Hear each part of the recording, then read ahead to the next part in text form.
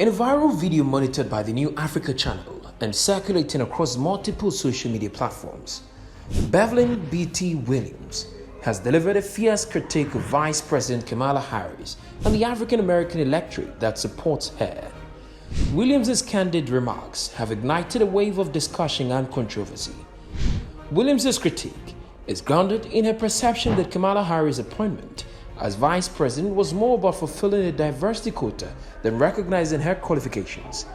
Williams points out that even former President Barack Obama, a key figure in the Democratic Party, did not endorse Harris, implying that her selection was driven by tokenism rather than competence.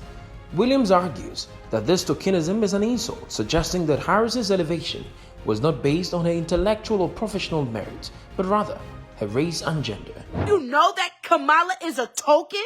Do you know that nobody wanted to endorse her? Not even Obama wanted to endorse her because she's incompetent. Nobody wanted her in the position, but they did it because she was black.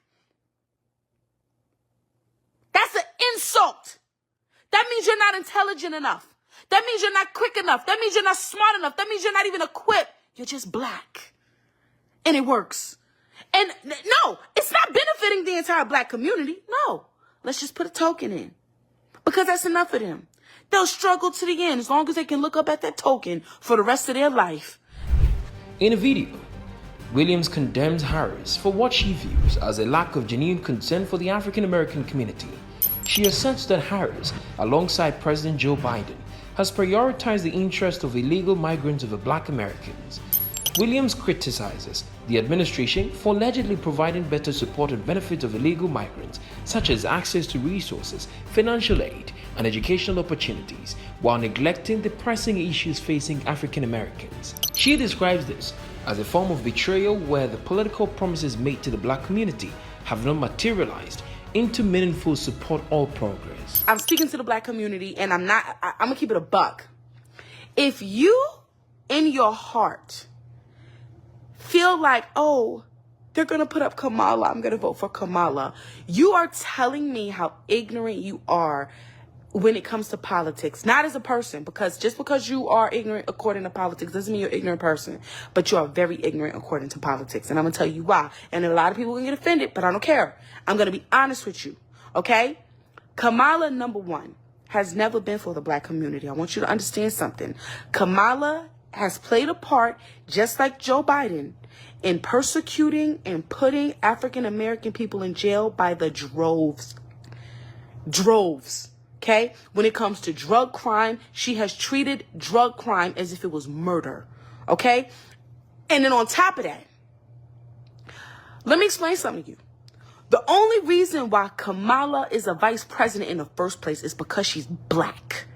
It is not because she is qualified. It is not because she is competent. It is because she's black. Now, why should you be offended? You would think, oh, well, yeah, we black people, we supposed to support our black folk. Blah, blah, blah, blah. Okay, let me explain something to you. You should be offended beyond rapport because of the fact that somebody is willing to put someone in a seat for their color, even when they're not qualified to do a favor for you. Let me explain to you how the last 4 years have went. Up 3, coming into this 4. Let me explain something to you. So for the first three years, Kamala has not cared about the black community, okay? Kamala and Biden have been doing everything in their power to support illegal immigrants. They have been coming in this country. They're getting your benefits. They putting their kids, these illegal immigrants are going into your kids' schools. They in the hood. They're taking over. You're no longer relevant. They're taking over, okay? But then on top of that, okay, they're giving them money. They're giving them credit cards. I mean, they're booking them, taking them. You got immigrants coming straight out of Mexico living better than you did, and your ancestors done built this country up. Boo. Let me explain something to you. That's how valuable you are to the Democrat community, okay? But now... Williams' frustration extends to the broader political landscape, accusing the Democratic Party of using performative gestures to appease black voters without delivering substantial results. She points to the instances where African-American figures like Kirk Franklin are brought in to provide symbolic endorsements or performances rather than real policy changes. Williams suggests that this is a reflection of how the black community is undervalued in political discourse, with leaders engaging in superficial gestures rather than addressing core issues. It's election time. Y'all, we ain't really did nothing for these niggas. I guess we gotta do something. Let's call up Kirk Franklin, and he come to the White House. Kirk Franklin went on that stage with them tight shorts or tight suit and that extra low button top that he wears on stage. And he danced and he got a check. And that was for you. They paid him to please you. That's how important you are. When Hillary wants to campaign, she don't actually focus on issues in the black community that are needed. She says, oh, I got hot sauce in my bag, boo. Are you pandering to us? Is it working? Oh, y'all forget. Your memory is terrible. Y'all forget. She said, is it working? That's how valuable you are as a vote. That she don't even got to invest to get your vote. She don't even have to work and put the agenda in start to show proof to get your vote, black woman, black man. You so special to be black. You so special to be black that you don't even get no benefits for it. We'll just put Kirk Franklin in and let him dance for the day. That'll do. Oh, the Mexicans, we're going to invest in them. We're going to have them come from the border. We're going to do everything in our power for them. But for you niggas over there, y'all good. Let me explain something to you. Y'all don't understand the amount of racism that you co-sign. You look crazy. These people see you as animals and dogs. They tell you it's raining and are pissing on your head. And you sit there and you let them. And it blows my mind. Okay? Blows my mind. Let me explain something to you. Additionally, Williams' critique encompasses a broader dissatisfaction with the black electorate's political engagement. She argues that many black voters support candidates like Harris based on racial identity rather than evaluating their actual contributions or policies. Williams believes this approach reflects a low standard of political engagement, where superficial characteristics overshadow substantive qualifications and achievements. Out of the black community and y'all low standards. The standards are so low. You are so low in your standards, that even in your vote, that we are looked at as a joke. Do you understand other communities are coming in and laughing at us? You have Russians and Ukrainians and people from all these different countries coming in. They're getting trade jobs. They're starting businesses. They're buying houses on the block. They've been here for 10 years and we're scrambling to the top. And yet we don't stand for it when it really matters. We just want to see somebody that look like us and we good. Oh, she look like us. That works. That's your standard? That works? Oh, she look like me. She's black. First of all, she's not, but I ain't even gonna go there with you. For your sake, for your peace and comfort, yeah, she's black. But guess what? She don't give a damn about you. She don't give a damn about you. She didn't petition for nothing regarding the black community since she's been up there. But you know what, Kirk Franklin? Pull up. Because you know we ain't really been doing nothing for 3 years. Go ahead, pull up and sing, dance, twirl. That's what they see y'all as. Dance, twirl, sing, nigga. I'm going to say it straight up because it's a hard thing to hear. But you need to hear it.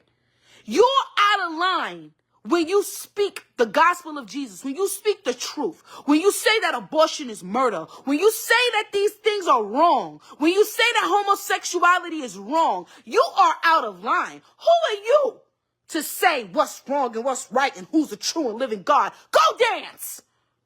Go dance. Get your leotard, get on stage, put on your heels and shake your butt. Get your long weave, boo. Y'all bragging about who got the longest weave. They over here crossing $1 million transactions under your nose on your dollar. Go dance. Go shake. Go dribble the ball. Go ball out. Go play that basketball, boo. Go hit a football. Go hit a touchdown and shut up. Hit a touchdown and Williams also reflects on her personal experiences with systemic injustice, including her recent legal battles and accusations of standing against the abortion of black children. She describes feeling targeted by the Biden administration, using her personal struggles to underscore her broader critique of political and social systems. Williams' experiences with legal and political challenges, including her indictment for protesting at a reproductive health center, serve as a backdrop for her criticisms of the current political climate. I have never in my life dealt with racism. People are like, oh, you know, technically it's systematic. Systematic racism means it's supposed to be racism there in the system, but you can't see it because it's so intertwined in the system. Let me explain something to you. I did not experience racism until the day Joe Biden used Letitia James, a black attorney general, along with Damian Williams, a black FBI head of FBI agency, and they indicted me for standing against the abortion murder of black kids. Do you know the agent that they used to investigate me was a black man? He has an African name. Do you know that they used their tokens to go after black people that got out of line? They used the guys in the house in line cleaning the bathroom to get the ones out on the field trying to wake people up to know that this is slavery and this is bondage. Do you know that? Beverly B.T. Williams was born in Staten Island, New York, and spent much of her childhood in North Carolina. Her early life was marked by instability, abuse, and personal struggles, including multiple abortions and legal issues. Following a transformative experience with Christianity while in jail, Williams redirected her life towards evangelical activism. She has since become a vocal critic of the political system, particularly focusing on the representation and treatment of African Americans. Her activism, though controversial, reflects her deep dissatisfaction with current political practices and her drive to advocate for what she believes are necessary changes. We want to hear from you. What are your thoughts on Beverly B.T. Williams' critique of Kamala Harris and the African American voting bloc? Do you agree with her perspective on tokenism and political representation? Share your comments and engage in the discussion below.